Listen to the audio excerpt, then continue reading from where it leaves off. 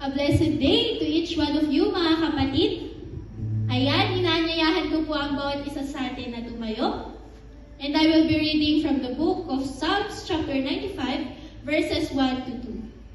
Psalms 95, verses 1 to 2. It is said here, O come, let us sing to the Lord. Let us make a joyful noise to the rock of our salvation. Let us come into His presence with thanksgiving. Let us make a joyful noise to Him with songs of praise. Ayan, magandang umaga po sa ating lahat. Ayan, sigurado naman ang Panginoon na nagagalak dahil nakita na kung gaano kadami ang mga tao dito para pagpurihan siya. Amen! Ayan. Kaya ngayon, sa ating pagpupuri sa Panginoon sa araw na ito ay tayo po'y kumanta. Dahil alam po natin na ang Panginoon ay mahal na mahal tayo at mahal natin ang Panginoon. Amen! Amen! So let's go, kaya kantahin po natin ang mahal na mahal kita, Panginoon.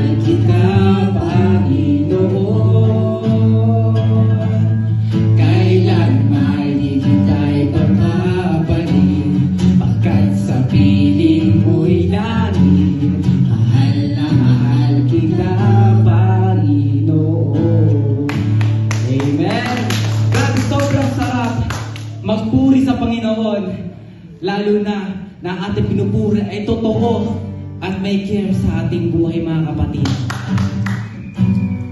At ramdam natin yung yakap ng Panginoon sa atin, na kahit na minsan tayo pipiglas sa kanyang yakap, nandiyan pa rin siya para yakapin ka, yakapin tayo.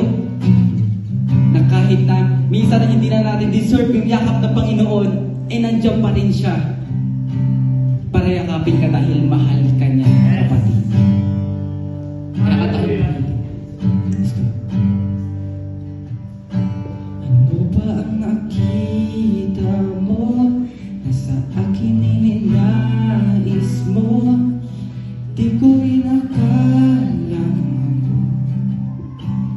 ang pinili mo. Kahit sa madilim kong daan, tinawag ang aking pangalan. Inundan ang kasalanan ko. Kahit di kailangan sa iyong iyakap, ako'y di nabibitaw sa iyong tawag. Laman ng puso ko'y ikaw. Ginawa mo ang lahat kahit di man ako tapat. Pag-ibig mo sa akin ay sapat. Ano ba ang nakita mo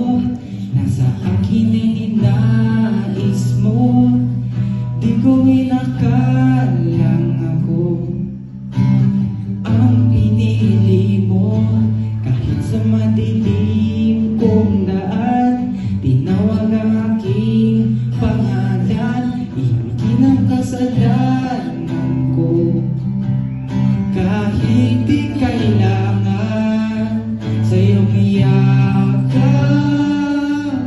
ako'y di na bibitaw. Sa iyong tawag, laman ng puso ko ikaw. Ginawa mo ang lahat kahit di man ako tapat. Pag-ibig mo sa akin ay sapat. Ika'y paglilingkuran, di mo ako iniwan. Kahit ako ay hindi karapat-dapat. Pag-ibig mo ay tunay, ika'y walang kapantay. Salamat, O Jesus, tinapos mong lahat. Ika'y paglingkuran, di mo ako iniwan. Kahit ako ay hindi karapat-dapat. Pag-ibig mo ay tunay, ika'y walang kapantay. Salamat, O Jesus, tinapos mong lahat. Sa iyong yakap, ako'y di na bibitaw. Sa iyong tawag, laman ng puso ko ikaw. Ginawa mo ang lahat kahit di man ako tapat. Pag-ibig mo sa akin ay sapat. Sa iyong yakap, ika'y di magbibitaw. Sa iyong tawag, laman ng puso ko ikaw. Ginawa mo ang lahat kahit di man ako tapat. Pag-ibig mo sa akin ay sapat. Yes, Lord. Hallelujah. We praise you, Lord. Dahil alam na ikaw ang sapat sa aming buhay, Panginoon. Na kahit minsan na isa sa amin ay nagda-doubt sa iyo na kung baka kung ano ang aming tinatahak sa buhay ay sa iyo namin sinisisi, Panginoon. Hallelujah. Pero Panginoon, alam namin na in the end of the day, kayo pa rin po ang sasalo sa aming, Panginoon. Dahil alam namin na kayo po ang righteous at aming salvation para sa kaligtasan, Panginoon. Panginoon, tinatanggap po namin ang iyong yakap, pagmamahal mo sa aming, Panginoon. Ito po ang aming samantalamin sa matamis na pangalan ni Jesus. Amen.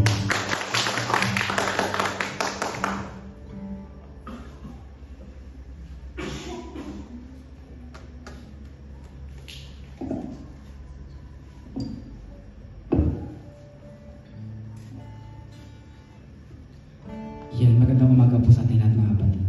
Tayo na po'y tumako sa ating komunyon. Mga kapatid, alam ko na pag pupunta tayo ng simbahan, ay madalas talaga natin ginagawa itong komunyon. Pero ang tanong, lahat po ba tayo ay naiintindihan kung bakit natin ito ginagawa?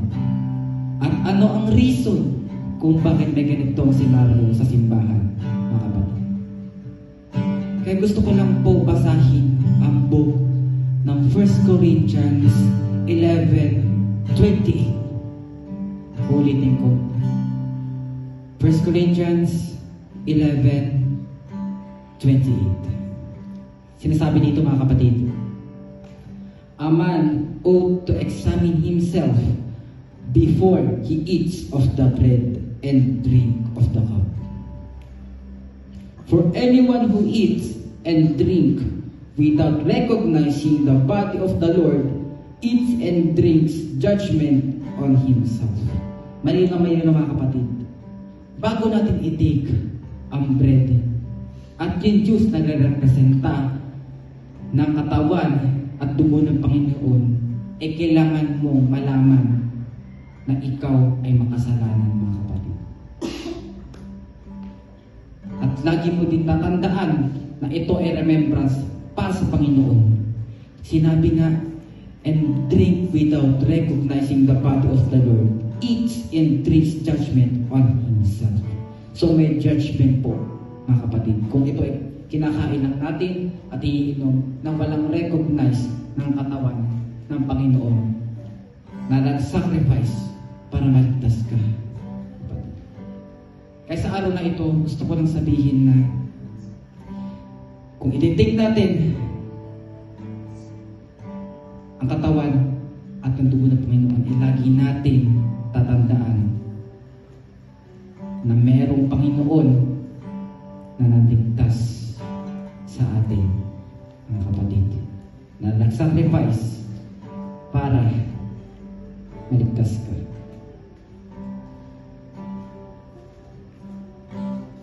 Kaya naman, mga kapatid,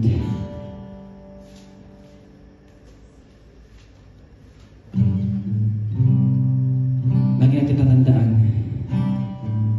na nandiyan ang Panginoon na nagligtas sa atin. Kahit tayo ay hindi naman deserving, ay nandiyan siya para tanggapin tayo.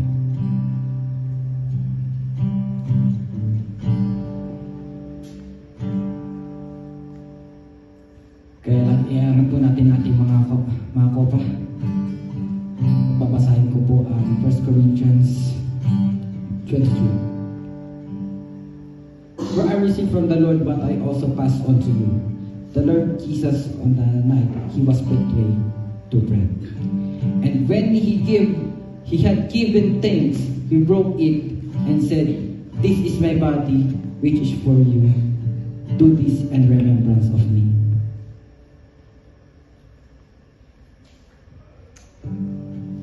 In the same way, after supper, he took the cup, saying, "This cup is the new covenant in my blood. Do this whenever you drink it, in remembrance of me."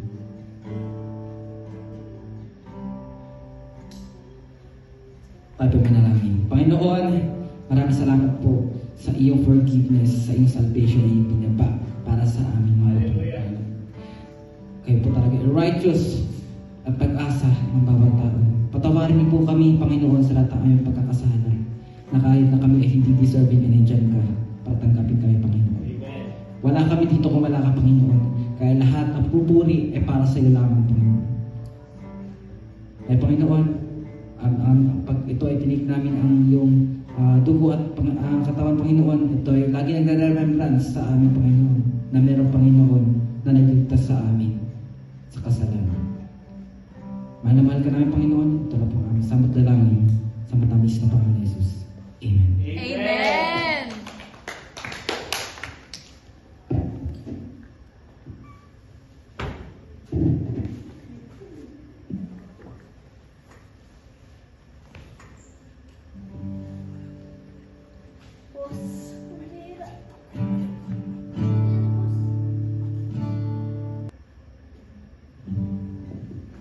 Yan, isang mapagpalang umaga po muli sa ating lahat.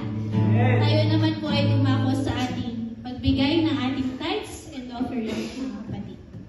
So, babasahin ko po sa Lucas chapter 6 verse 38 po.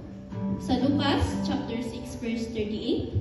Magbigay kayo at kayo'y bibigyan. Isang mabuting takal, siksik, liglig at umaapaw ang ipupuhos sa inyong kantungan.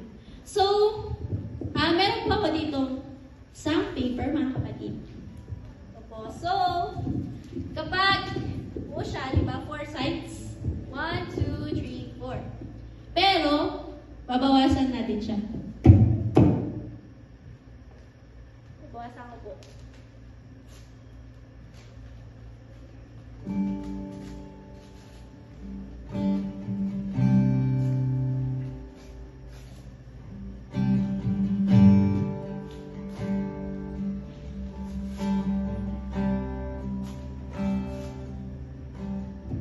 Yan, so ganito na po yung itsura niya after ko siya mabawasan. And may napapansin po ba kayo? Di ba yung sides niya is nadagdagan? So bilangin po natin. 1, 2, 3, 4, 5, 6, 7. So naging 7 7 po yung sides niya compared sa 4 na sides kanina, di ba? So, nung buo pa po siya, 4 sides lang. Pero, nung binawasan natin siya, naging 7 sides. So, ganun din po sa giving natin mga kapatid. Minsan, nakala natin nababawasan yung kung anong meron tayo. Pero po, hindi natin napapansin na nadadagdagan po yung ating joy, ating peace, ating love, and nagiging blessings pa po tayo sa iba. Kaya naman po mga kapatid, as we give this time, naway magbigay po tayo ng bukal sa ating kalooban. Let us have cheerful hearts na masayang magbigay para sa ating Panginoon. Kaya naman po tayo po ay magbigay.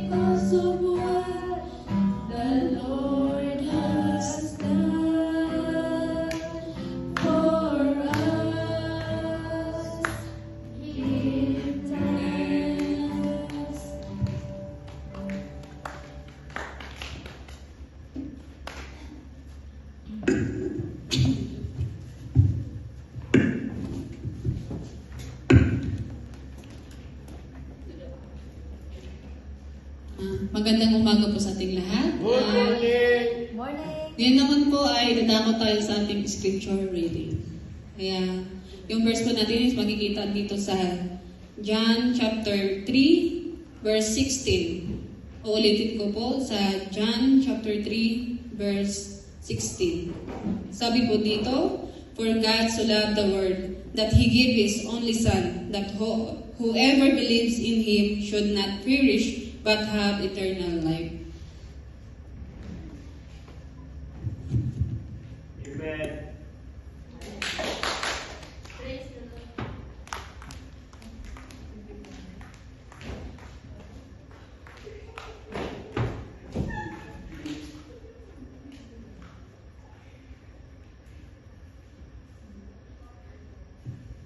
Ayun, blessed morning sa ating lahat.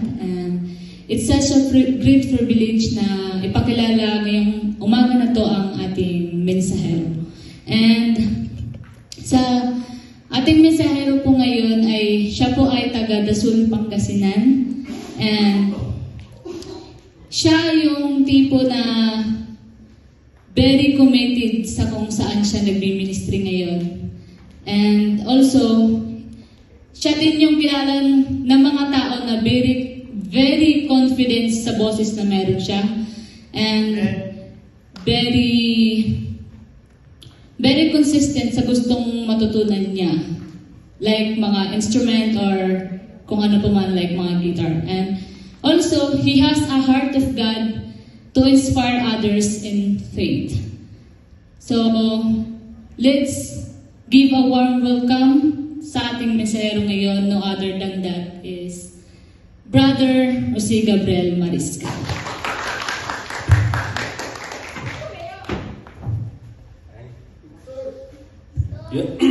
Yun, magandang hapon sa ating lahat. Ngayon, pakibati nga yung katabi mo na, wait, masaya ako at katabi kita ngayon. Masaya ako at katabi kita ngayon. Yun, talaga naman, no? And ngayon, kung maalala nyo, anong buwan na natin ngayon? February. February. And ngayong February, ano ba yung common na sinasabi tuwing February? Di ba? Love. Month of love or love month, sabi nga nila. And ngayon, ang pag-uusapan natin ngayon is about sa love. Love that gave everything. Yun. Muli, babasahin ko ang ating passage ngayong umagang to. John 3:16. Yan. Sa mga nakakaalam or may dalang Biblia, then maaari nyo akong sabayan. Read. For God so loved the world that He gave His one and only Son, that whoever believes in Him shall not perish but have eternal life. Yun, love is a word that we often use, but we don't always understand its depth. Yung lalim ng salitang love is hindi natin naunawaan. The world defines love as a feeling, yung nararamdaman. Attraction, yung kung gaano ba tayo attracted sa isang tao, or something na conditional na sabihin natin is, mahal kita kung mahal mo ako. Ganun yung perspective natin ng love dito sa mundong to. Pero, pagdating sa John 3:16, sa salita ng ating Panginoon, God shows us a different kind of love. Love that acts, gives, and most importantly, saves. Yun, hindi siya kagaya ng love dito sa mundong to na, I love you because mahal kita dahil hindi ganoon yung pagmamahal na pinakita ng John 3:16, na pinakita ni Lord sa atin. And ngayong hapon to, meron lang akong 4 na punto na nais kong ibahagi sa inyo sa pag-aaral natin ng John 3:16. Yung pinakauna is the source of love. Sino bang pinanggalingan ng love? Sabi nga sa pinakaunang part ng John 3:16, for God so loved. Love does not begin with us. Hindi yung nag-start sa atin. It begins with the Creator, God Himself. God did not love because the world was good, deserved ng mundo yung pagmamahal, kundi minahal ng Diyos ang mundo. Minahal tayo ng Diyos dahil mahal siya nagpasimula ng pagmamahal.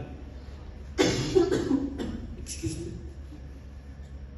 Yan. His love is initiating, not reactive.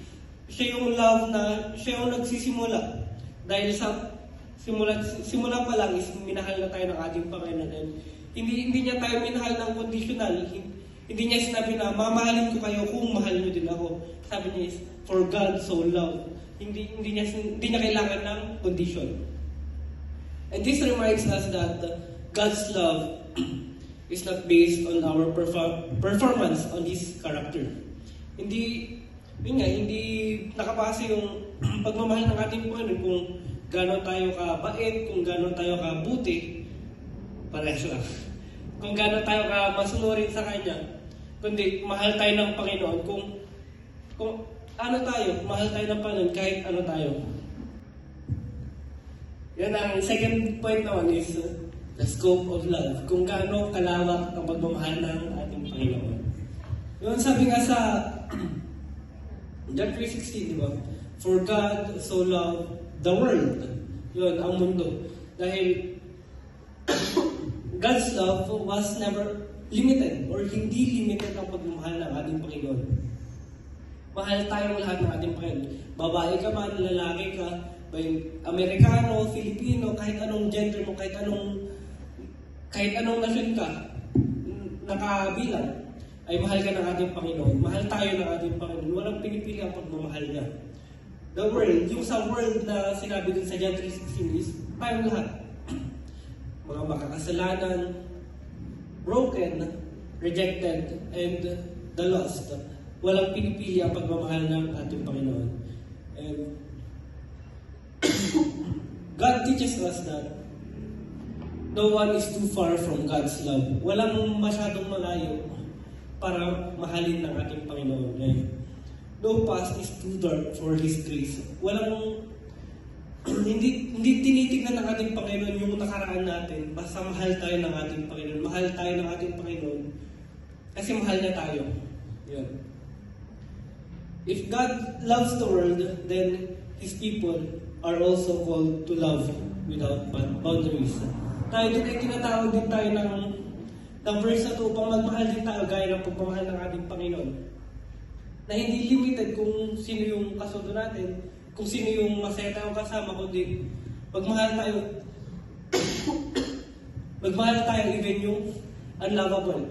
Yung those who persecute us, those who reject us, mahalin natin even them. And third point is the sacrifice of love. Ulitin ko sa verse 13 ng John chapter 3 that He gave His one and only Son, sabi niya doon. Real love always involves giving, magbibigay. And God's love was not spoken only with words. Hindi lamang niya sinabi na, uy, for God so loved the world that He gave His one and only Son. Hindi niya lang sinabi, kundi ginawa niya din. Pinaramdam sa atin ng ating Panginoon kung paano yung pagmamahal na ino-offer niya sa atin, yung pagmamahal na gumagalaw, yung pagmamahal na with actions. And as we all know, it was proven on the cross. Yun. Ang binigay niya sa atin is, He gave what was most precious and the greatest cost. The cross was the loudest.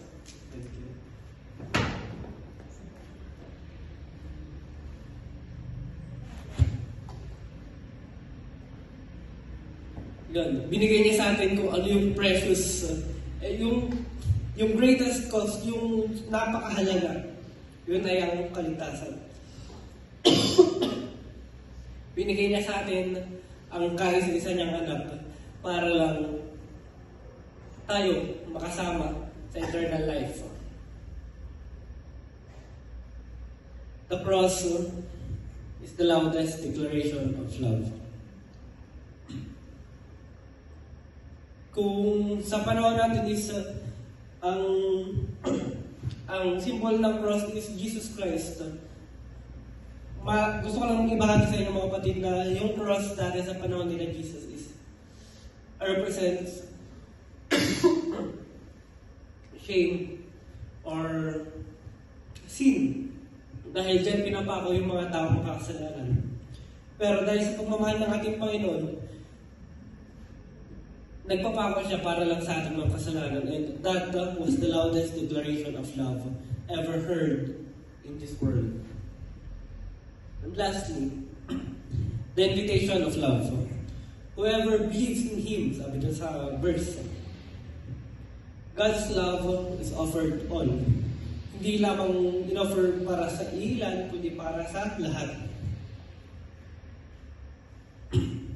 Pero alalahanin natin na once na in-offeran tayo ng regalo, sabihin natin, regalo is kailangan natin tanggapin.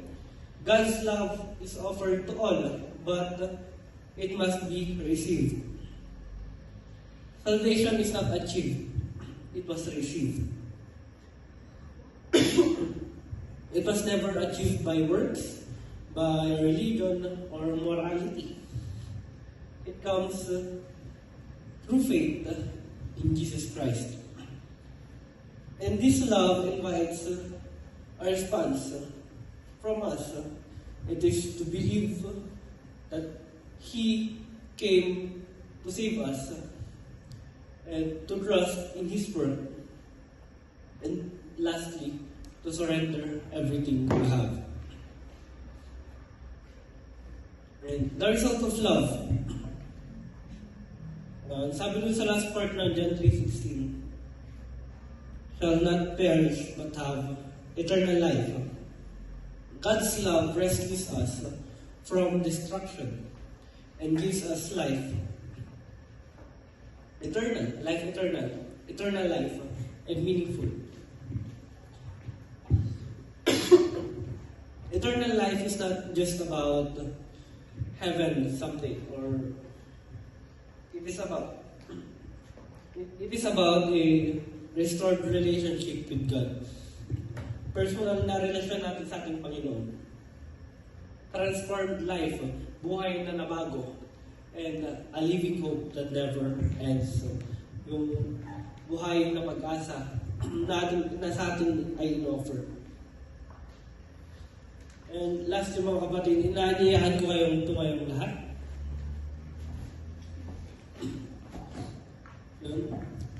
John 3:16 calls us to respond in 3 ways. 3 bagay lang mga kapatid. Receive God's love. Ay tigilan nating i-earn or piliting i-earn. Maniwala tayo at tanggapin. Pangalawa is live in God's love. Let His love change how we see yourself. When mamuhay tayo na nasa atin ang pagmamahal ng ating Panginoon. Reflect God's love. Love others the way Christ has loved you, sacrificially, freely, and faithfully. And the measure of love is not how much we say, kung gano'n natin kadalas sabihin, but how much we are willing to give. And God has already given everything. And this is love. Maaari ba tayo manalangin mga kapatid? Our Lord God, Heavenly Father, ang makapangyarihan. Hindi, Panginoon, lumalapit po kami sa inyo, Panginoon. Upang magpasalamat po, Panginoon, sa buhay po na pinagkalat po sa amin. Magpapasalamat po kami, Panginoon, sa pag-ibig po na pinagkalat mo po sa bawat isa na walang katumbas na pag-ibig, Panginoon, ang in-offer mo sa amin kahit hindi po namin ito deserve, Panginoon. And Lord, we give you the highest praise, Panginoon, na although wala pong deserving sa amin ng pagmamahal mo, ibinigay niyo pa rin po ito, Panginoon. And Lord, we thank you, Panginoon, sa pagpapaalala mo po sa amin kung paano magmahal ang Diyos na buhay, Panginoon. And Lord, gabayan niyo po ang puso't isipan po namin upang sa pag-alis po namin dito sa bahay-sambahan ay maisama po namin sa mga araw-araw ang natutunan po namin ngayon, Panginoon, kung paano po magmahal. Ikaw lamang po namin sasampahin at dadakilahin, Panginoon. Ikaw lamang po ang karapat-dapat na mga pupulit pagsamba. In Jesus' name we pray. Amen.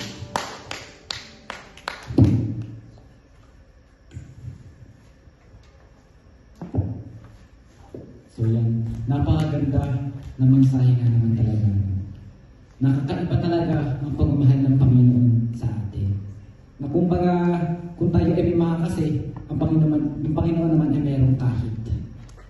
Na kahit na kung sino ka pa ay mamahalin ka niya. Kaya kung paano magmahal ng Panginoon, dapat ganun din tayo magmahal sa iba. Ang magandang umaga po at maraming salamat po sa mga pumunta. Ayan, para marinig ang Word of God sa araw na ito, mga kapatid. Kaya ngayon, tumakal po na sa ating closing song.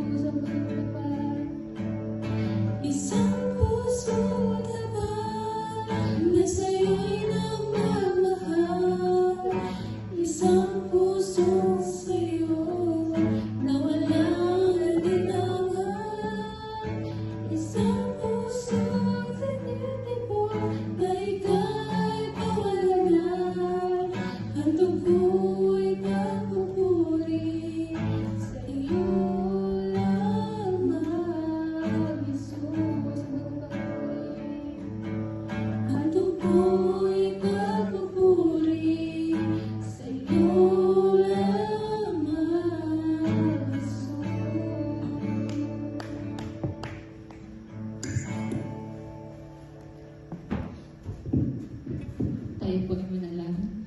Lord and Father na makapangyarihan sa lahat, maraming salamat po sa dakilang pagmamahal mo. Maraming salamat dahil binigay mo po sa amin ang iyong anak na si Jesus upang kami po ay maligtas at mabigyan ng pangarang buhay. Lord, sa amin pong pag-iwahiwalay ngayon, naway ikaw po ang siyang manguna at dumitna sa bawat isa.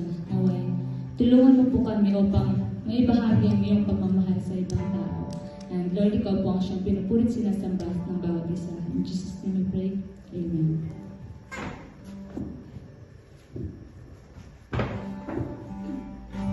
Yun, tanggapin natin ang pagpapalang pinagkaloob sa atin ng ating Panginoon. Itaas natin ang ating mga kamay. And now to Him who is able to keep you from stumbling, and to present you blameless before the presence of His glory with great joy. To the only God, our Savior, through Jesus Christ our Lord, be glory, majesty, dominion, and authority before all times, now and forevermore. Amen. Magandang umaga po sa ating lahat.